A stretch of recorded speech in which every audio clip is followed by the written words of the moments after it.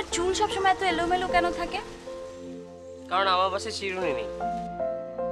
ঠিক আছে, আমি তোমাকে একটা চিরুনি কিনে দেবো, তারপর সেই চিরুনি দিয়ে চুল আঁচড়ে তুমি আসবে, আর তারপর আসার পর আমি চুলগুলো আবার এলোমেলো করে দেবো। কেন? কারণ তোমাকে এলোমেলো চুলে দেখতে সুন্দর লাগে। ভালোবেসে আমি আজ তোমার নাম দিলাম চন্দ্রা। আজ থেকে আমি তোমাকে চন্দ্রা বলে ডাকবো। ঠিক আছে, তাহলে ভালোবেসে আমিও তোমাকে আজ থেকে সুখ পাখি বলে ডাকবো। আচ্ছা, তুমি আমাকে এত ভালোবাসো কেন? কারণ সবাই বলে ভালোবাসি, আর আমি বলি একটু বেশি। তাই?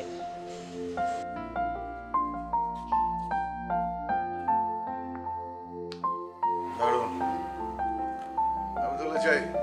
ভাই, আজকে ঐতির জন্মদিন, আমি ওর জন্মদিনটা সেলিব্রেট করব, আপনিও থাকবেন। আরে আমি থেকে কাবাবে হাড্ডি হয়ে লাভ নাই তো কোনো। তার চেয়ে তোমরা নিজেরা নিজেদের মতো করে সময় কাটাও।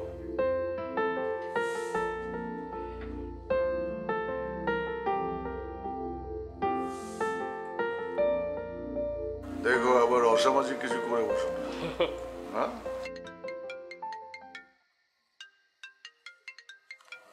ঐতি, হ্যালো। হ্যালো অয়ন, বাসায় মামা মামি এসছে, আজকে আসতে পারছি না, কাল আসবো। প্লিজ রাগ করো না সুখ পাখি। ওকে, পরে কথা বলছি। বাই।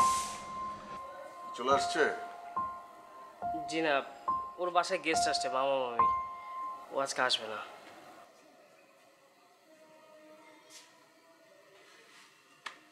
মন খারাপ করবে, আরেকদিন আসবে।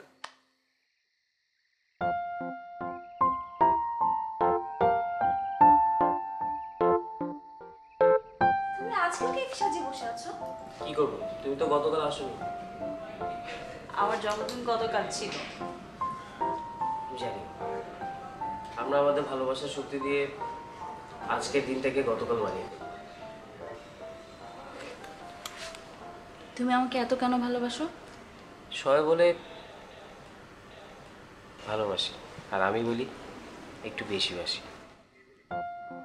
হ্যাপি বার্থডে, চল কেক। চলো।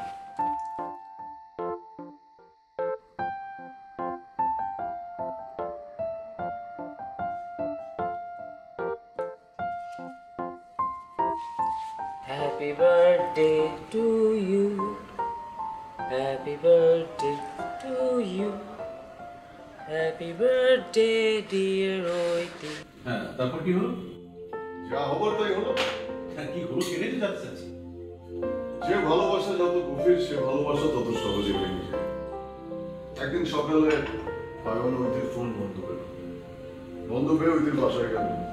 বাসায় গিয়ে জানতে পারলো ঐতি তার বাবার কাছে অস্ট্রেলিয়ায় চলে গেছে। যাওয়ার সময় পাগলের জন্য একটা চিঠি রেখে গেছে।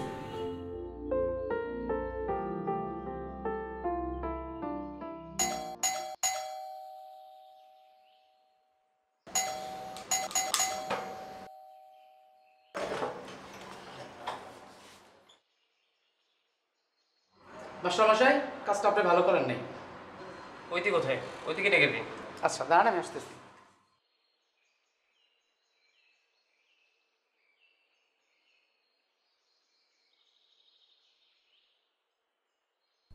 আপনার কাঙ্ক্ষিত নম্বরটিতে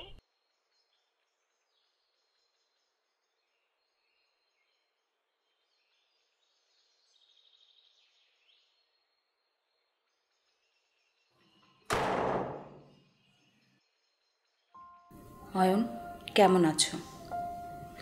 অনেকবার ভেবেছি তোমার মুখোমুখি হব, কিন্তু হতে পারিনি। কারণ এতদিন ধরে যাকে ফেরেশতার মতো মনে হয়েছে, আজ সামনে দাঁড়ালেই মনে হবে সে একটা প্রতারক, বিশ্বাসঘাতক। এটা আমি কখনো মেনে নিতে পারবো না, তাই চিঠি লিখেছি। আপনার কাঙ্ক্ষিত নম্বরটিতে এই মুহূর্তে সংযোগ দেওয়া। তোমার প্রতি আমার ভালোবাসা ছিল পৃথিবীর সব ভালোবাসার চেয়ে বেশি। এত ভালো মনে হয় এর আগে কোনো মেয়ে কোনো ছেলেকে বাসেনি। আমি আব্বু আম্মুকে তোমার কথা বলার পর তারা মেনে নিয়েছিলেন। আমাকে বলেছে তোমার সম্পর্কে ভালোভাবে খোঁজখবর নিতে। তোমার সম্পর্কে খোঁজখবর নিতে গিয়ে জানলাম তুমি এর আগে শিলা নামের একটি মেয়ের সাথে প্রতারণা করেছ।